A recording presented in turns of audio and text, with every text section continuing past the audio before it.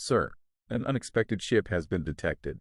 The alert crackled through the bridge with a sense of urgency that immediately caught everyone's attention. The message came through the ship's speakers, the voice of the officer on the bridge ringing out clearly in the tense, focused silence.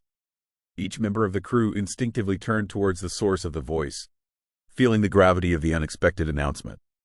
The captain, who had been reviewing navigation data, immediately turned to the officer who had delivered the message. His face remained composed, his expression the practiced calm that was expected of an officer of his experience. Still, there was an unmistakable sharpness in his gaze, a subtle but unmistakable hint of apprehension, mixed with something else, an alertness honed by countless encounters, each one more unpredictable than the last. "Whose ship is it?" he asked, his voice steady but tinged with a hard edge. Without delay, the officer moved to his console, fingers flying over the display as he called up information and consulted the database, his face set in concentration. After a moment, he turned back to the captain, who was watching him intently, waiting for the answer. "It appears to be a human ship, sir," he replied, almost reluctantly, as if the very words carried a certain weight, a subtle unease that rippled through the air and settled over the bridge like an invisible shroud. The captain's eyes narrowed slightly. The information seemed to linger in his mind, a complex web of thoughts and memories processing the data. After a pause that felt longer than it was, he spoke again, his voice carrying a calm but decisive authority. "Send standard human acknowledgement message number 4, he ordered, referencing a protocol that was well known but rarely used, a protocol specifically reserved for encounters with humans. The officer nodded immediately. "Aye, Captain. Sending standard human acknowledgement," he confirmed. His voice was steady, but those closest to him could see the slight tightening of his jaw as he keyed in the message, transmitting it across the vastness of space to the foreign vessel.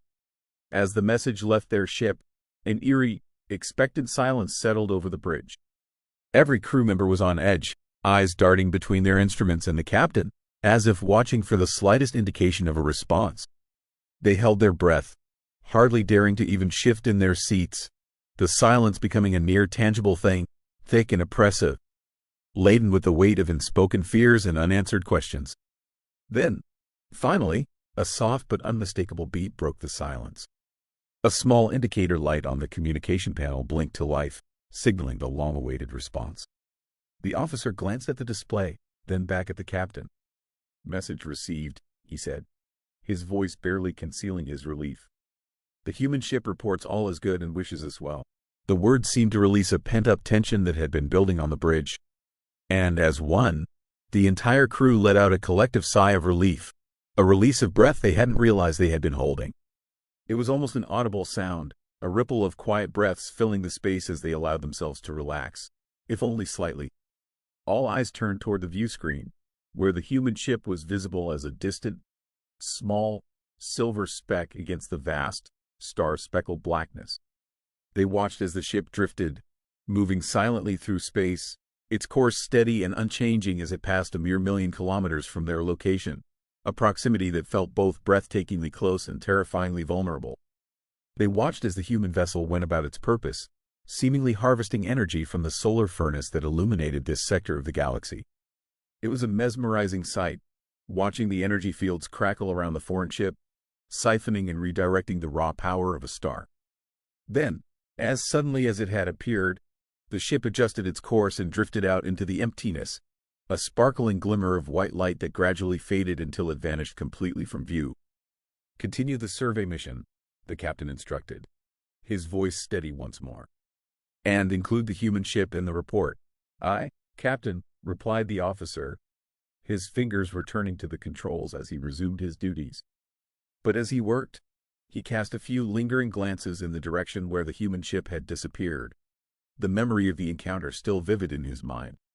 Standing near the back of the bridge was a small group of newly transferred officers, their uniforms freshly pressed, watching the exchange silently.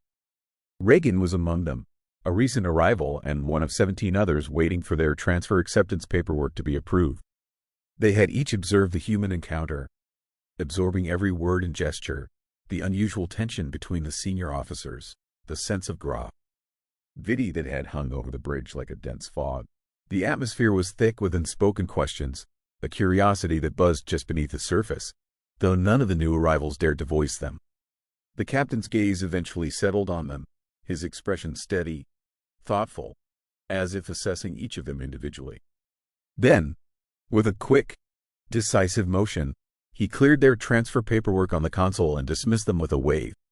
They nodded respectfully, Reagan included, and exited the bridge, each carrying the weight of what they had just witnessed. As he moved through the corridors, Reagan's mind replayed the encounter on the bridge, his thoughts swirling with questions he couldn't shake.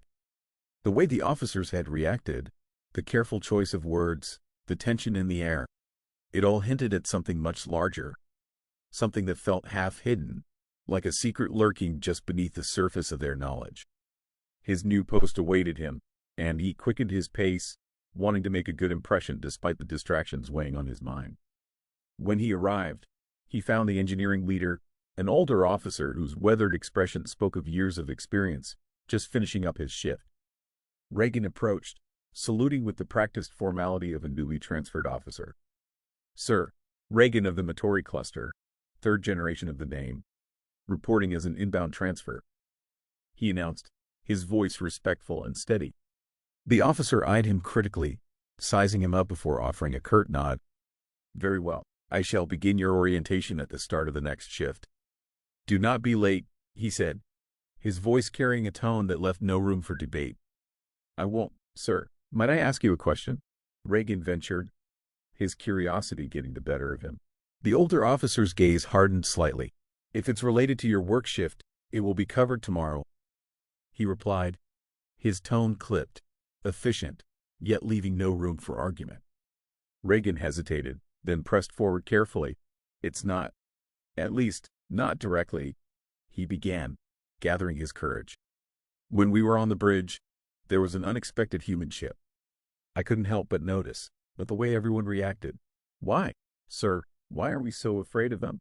The officer took a sharp breath, an involuntary reaction he quickly attempted to mask. But Reagan noticed the flicker of unease that crossed his face, the way his eyes narrowed slightly as he chose his words carefully, as if considering whether to respond at all. "I presume there was no incident, correct?" he asked. Reagan nodded. "Yes, sir, no incident." The officer sighed, as though weighing the risk of sharing information that was both dangerous and forbidden. His voice softened, becoming almost contemplative. "Reagan of the Matori cluster, third of your name. You will do well to never ask such questions again," he said. "But since the only way to learn the first time is to ask, I will answer, this once." Reagan's heart pounded in his chest, sensing he was about to learn something crucial. "But why? They only tell us the 7 standard messages, when to use each, and to never, ever board a human vessel." "Why?" The officer looked at him, his expression unreadable. "There are many in the fleet who think the humans are unkillable, shape-shifting demons," he began. "And they let their superstitions rule their minds. Some believe that even speaking of humans can somehow summon them, draw them from the far reaches of the universe. But this much is true. No one who has ever boarded a human ship has returned. Not alive, not dead. Boarding a human vessel is, simply put, a death sentence." The officer's gaze became distant, as if haunted by memories he couldn't shake. Any ship that has ever dared to attack a human ship has in turn been boarded. There are stories that humans are massive beings, towering at 300 centimeters, able to break through any barrier. Others describe them as being barely taller than you or I. Some say they are bipedal. Others claim they have multiple legs, or even extra arms. The stories vary because the humans destroy any record of them that might exist. Our fleets are left only with tales, each one more terrifying than the last. Reagan swallowed, his voice barely above a whisper. "But how? How is that possible?" The officer's voice dropped, taking on a sinister tone. "They do not destroy the ships they attack. They leave them drifting, crippled, with just enough life support to call for help. The survivors are those who do not resist.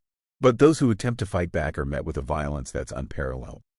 If you ever find yourself on a ship that tries to engage a human vessel, your best option is to hide. And don't even think about reaching for a weapon." Reagan felt a chill run through him, a shiver that seemed to settle deep in his bones. "And our weapons? They don't work?"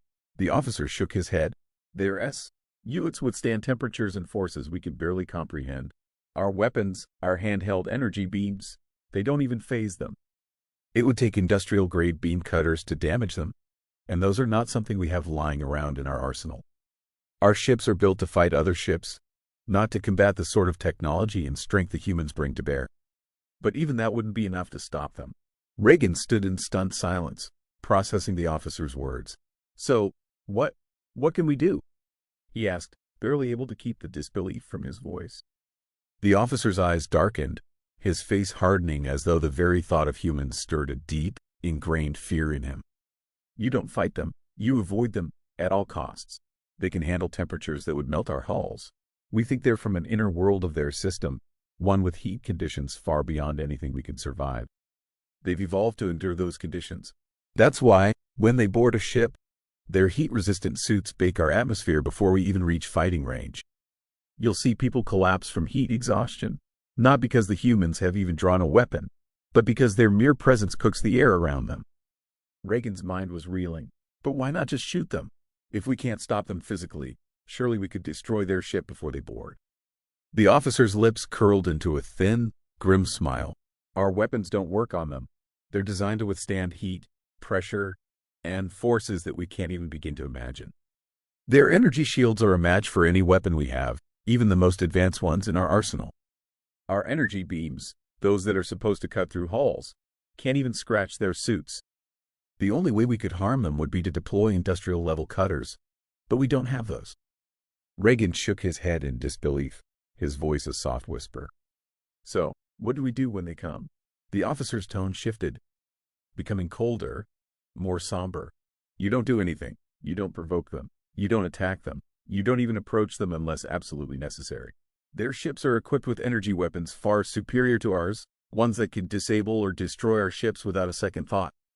They've wiped out fleets, entire battalions, without breaking a sweat. And they don't need to use their energy weapons to do it. They use axes, knives, and other crude tools when they board. They fight with a ferocity that we've never seen, wiping out entire crews with an intensity that leaves nothing behind." Reagan's mind was struggling to process this information. "And we just let them do it? We don't retaliate? We just leave them alone?" The officer's expression softened slightly, a flash of something that resembled regret passing through his eyes. "We leave them alone. Yes, we have to, because if we don't, we die. If we attack them, we provoke them, and they retaliate. If we try to resist, we're slaughtered. There's no mercy. There's no escape. The only way to survive is to obey the unspoken rule: never attack, never engage, and never try to board a human vessel." Reagan couldn't wrap his head around it. What about all the stories? The different stories about them, how they look, how they act. How can they be so different? The officer's voice dropped to a lower, more haunted tone. "That's the thing. No one really knows. There are rumors, tales, myths, each more horrifying than the last. Some say humans are giant, towering creatures who can crush anything in their path. Others say they're small, barely taller than the average humanoid. Some say they walk on 2 legs. Others claim they have multiple limbs. The truth is, no one knows. The humans make sure of that. They erase all records of their appearance, their technology, their encounters. Ships that attack them never survive long enough to tell the tale.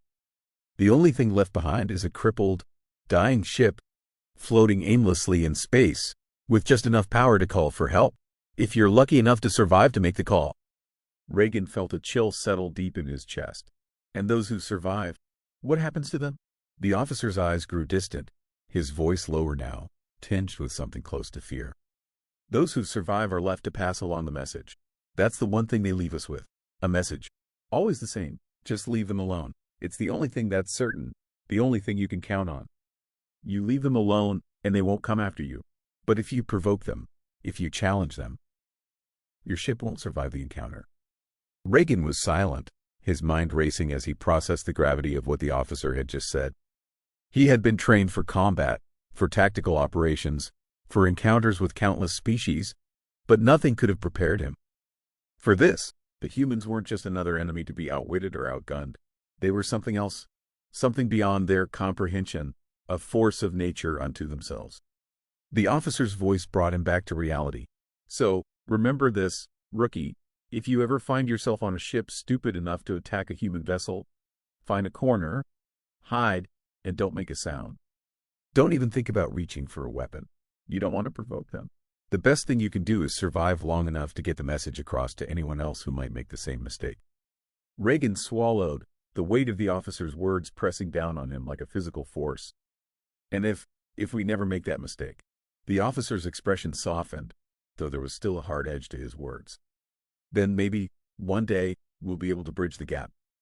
Maybe one day, a human ship will need help, and we'll be there to offer it. Maybe, just maybe, we'll be able to explain to them that the mistakes made by our ships, those first few disastrous encounters, were not intentional. We'll tell them that the pirates who attacked them weren't part of our military, that the misunderstandings were. Just that. Misunderstandings. Reagan nodded slowly, the enormity of the situation settling in. And until then, the officer's gaze became distant, almost wistful. Until then, we leave them alone. And we hope they don't come back. Because when they do, it's usually too late for anyone to stop them. But maybe, just maybe, we'll get to a point where we don't have to fear them anymore. One day, we might be able to stop fearing the humans. With that, the officer turned and began to walk away, leaving Reagan standing there, his mind filled with a mix of awe, fear, and uncertainty about the future. A future where humans were no longer just a distant curiosity, but an undeniable presence, one that loomed larger with every passing day.